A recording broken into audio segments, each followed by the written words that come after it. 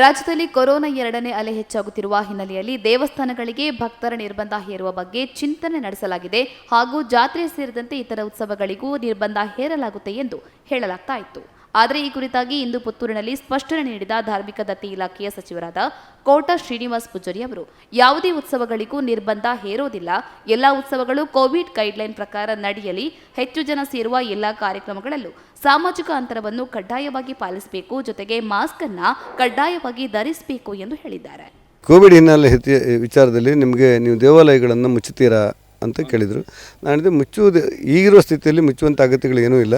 ಆದರೆ ಕಡ್ಡಾಯವಾಗಿ Covid guideline ವ್ಯಾಪ್ತಿಗಳಿಗೆ ಕೆಲಸಗಳು ಮಾಡಬೇಕು ಅಂತೇಳಿ ಯೋಚನೆ ಮಾಡಿದ್ದೇವೆ ಅಂತ ಹೇಳಿದೆ.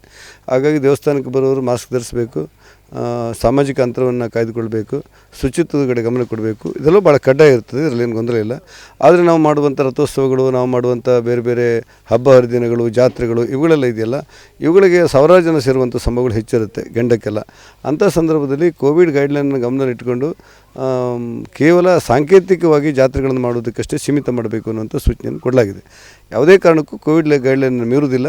ಅದೇ ಸಂದರ್ಭದಲ್ಲಿ ಈಗಿರೋ ಪರಿಸ್ಥಿತಿಯಲ್ಲಿ ದೇವಾಲಯ ಮುಚ್ಚುವಂಥ ಪರಿಸ್ಥಿತಿಗಳೇನೂ ಇಲ್ಲ ಅನ್ನೋದು ನಮ್ಮ ಮುಂದೆ ಸ್ಪಷ್ಟವಾಗಿ ಇರುವಂಥ ವಿಚಾರ. ಅಲ್ಲ, ಅವಕಾಶ ಭೂತಕೋಲ ನಡೆಯಲಿಕ್ಕೆ, ಕೋಲಗಳು ನಡೆಯಲಿಕ್ಕೆ, ಗಂಡ ನಡೆಯಲಿಕ್ಕೆ, ಜಾತ್ರೆಗಳು ನಡೆಯಲಿಕ್ಕೆ, ರಥೋತ್ಸವ ನಡೆಯಲಿಕ್ಕೆ, ಅಷ್ಟಬಂಧ ಬೇರೆ ಬೇರೆ ಇರುತ್ತಲ್ಲ, ನ್ಯಾಮ ವರಮ ಇವೆಲ್ಲ ಇರುತ್ತಲ್ಲ, ಇವೆಲ್ಲವನ್ನು ಮಾಡಲಿಕ್ಕೆ ಇಷ್ಟರೊಳಗೆ ಯಾವುದೇ ನಿರ್ಬಂಧವನ್ನು ಸರ್ಕಾರ ಆರೋಗ್ಯ ಇಲಾಖೆ ಹೇರಿಲ್ಲ.